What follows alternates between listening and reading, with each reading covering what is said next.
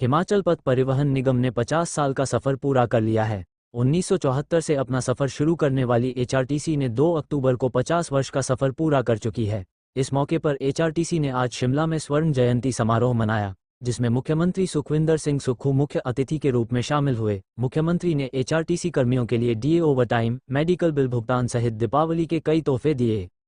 मुख्यमंत्री ने प्रदेश के सरकारी कर्मचारियों की तर्ज पर एचआरटीसी कर्मियों को 4% डीए देने की घोषणा के साथ इस माह 28 अक्टूबर को वेतन और पेंशन देने का ऐलान किया। इसके अलावा 9 करोड़ के लंबित मेडिकल बिलों का भुगतान एचआरटीसी कर्मियों का 2 माह में कर दिया जाएगा, जबकि 55 माह से अटके पड़े 97 करोड़ ओवरटाइम के रूप में से 50 करोड़ देने की भी सीएम ने घोषणा की है। 31 मार्च तक सभी लंबित भुगतान देने की घोषणा भी सुक्खू ने की है। मुख्यमंत्री सुखविंदर सिंह सुक्खू ने कहा कि 40 वर्ष पूर्व मेरे पिताजी भी एचआरटीसी में चालक के रूप में कार्य करते थे, इसलिए वो एचआरटीसी कर्मियों के दर्द को समझते हैं। उस वक्त निगम के बेड़े में 800 बसें थी, जो अब 3200 से ज़्यादा हैं। सरकार एचआरटीसी को 700 करोड़ से अधिक की ग्रांट हर वर्ष देती है, लेकिन अब एचआरटीसी को भी कार्यप्रणाली में बदलाव लाना पड़ेगा ताकि निगम को घाटे से उभारा जा सके। पंजाब दस्तक के लिए सुरेंद्र राणा की रिपोर्ट। कर्मचारियों के लिए आज आपने इसके अलावा भी बड़ी सौगात। देखिए, 40 वर्ष पहले मेरे पिताजी खुद एचआरटीसी से चालक के रूप में रिटायर हुए और मुझे पता है कि किस प्रकार बेचारे जो एचआरटीसी के कर्मचारी हैं दूर दराज के क्षेत्रों में जाते हैं, और हमारे लोग इतने अभी सामर्थ्य नहीं हैं कि वो एचआरटीसी की बसों का त्याग कर सके और गाड़ियों में आ सके। तो निश्चित रूप से 50 वर्ष एचआरटीसी को हो गए और आगे 50 वर्ष एचआरटीसी को कैसे बनाए रखना है, क्योंकि इसका एक नाम है, उस दृष्टि से हमने बात की। पिछली भारतीय जनता पार्टी की सरकार ने क्या कार्य किया ये समझ नहीं आता। 55 महीनों से एचआरटीसी का नाइट और ओवरटाइम फंसा हुआ था। वो आगे चलाने की जो प्रथा थी कि हम क्या करेंगे, आगे वालों को देखते हैं। हमारी सरकार ये सोचकर कार्य नहीं करती है। व्यवस्था परिवर्तन के इस दौर में हमने कहा है कि इनका मार्च तक हम जो भी ओवरटाइम है, और अभी पहले तो हम 50 करोड़ के रूप में, जिसमें एचआरटीसी भी कुछ शेयर करेगा और हम भी कुछ शेयर करेंगे, उनका पूरा हम ओवरड्राफ्ट और एरियर देंगे, और 31 मार्च से पहले हम इनका पूरा कोशिश करेंगे कि पूरा हम ओवरड्राफ्ट और एरियर उनको दे दिया जाए। और 9 करोड़ रुपया जो है, जिसमें एचआरटीसी भी कुछ पैसे डालेगा, 9 करोड़ रुपया तुरंत प्रभाव से उनको दे दिया जाएगा। और दिवाली 28 तारीख को है।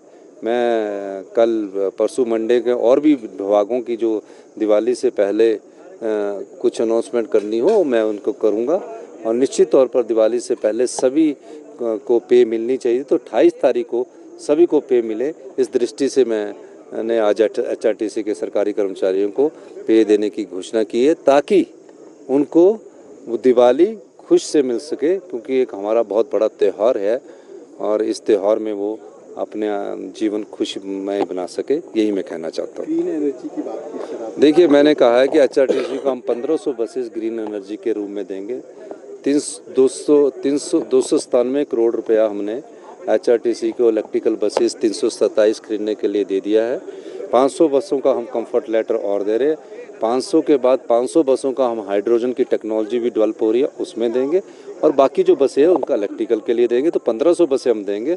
बाकी एचआरटीसी को भी अपने लेवल पर काफ़ी बसेस, हम 200 बसेस का हमने बताया है, टेम्पो ट्रेवल्स भी कर रहे हैं। प्रदेश के हर कोने तक एचआरटीसी की सेवाएँ पहुँचें, और वेलफेयर के साथ कैसे अपने को आत्मनिर्भर एचआरटीसी बनाए, उसके लिए अधिकारी इसमें काम भी करें। जयराम जी बोल रहे हैं कि जयराम जी भी फाइनेंस मिनिस्टर थे, और फाइनेंस मिनिस्टर जी को ये पता होना चाहिए कि हमारा पेंशन और पे 2000 करोड़ रुपया कितना है और आया कितना है, और उसके बाद हमने 600 करोड़ रुपया एरियर दिया।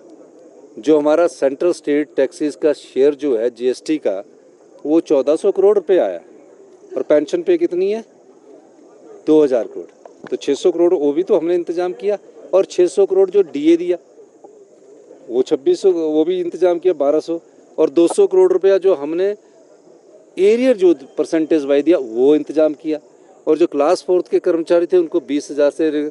तो ये कहना जयराम जी का ना, जो मैथमेटिक्स है, वो उनको जो अधिकारी जो लिख के दे देता है ना स्टेटमेंट, वो उसको छाप देते हैं।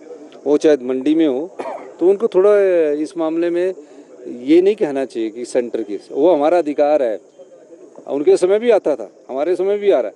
हम उसको फिस्कल डिसिप्लिन से हम आगे बढ़ रहे हैं, क्योंकि आत्मनिर्भर जब हिमाचल की तरफ हम बढ़ रहे हैं तो उनको थोड़ी सी तकलीफ होनी है, क्योंकि उन्होंने तो जनता के धन को लुटाया है, संपदा को लुटाने का काम तो उन्होंने किया। तो हम इस व्यवस्था परिवर्तन के द्वारा, जो 40 साल से व्यवस्था चली थी, बदलने की कोशिश कर रहे हैं। और मैं हिमाचल की जनता का भी धन्यवाद करना चाहूँगा, कर्मचारियों का भी, कि वो हमारे फैसलों से हमारे साथ खड़ी है, सहयोग दे रही है। जब हमने पेंशन की ना, तो किसी कर्मचारी संगठन ने आके विरोध नहीं किया, सिर्फ बीजेपी वालों ने टीवी के माध्यम से विरोध किया। नए नए शब्द ढूंढ के ले आते, हमको तो पता भी नहीं होता। आजकल हिमाचल के शब्द ऐसे ढूंढे जाते हैं। तो आप भी थोड़ी सी रिसर्च करके थोड़ा काम कीजिए। आपका बहुत बहुत धन्यवाद।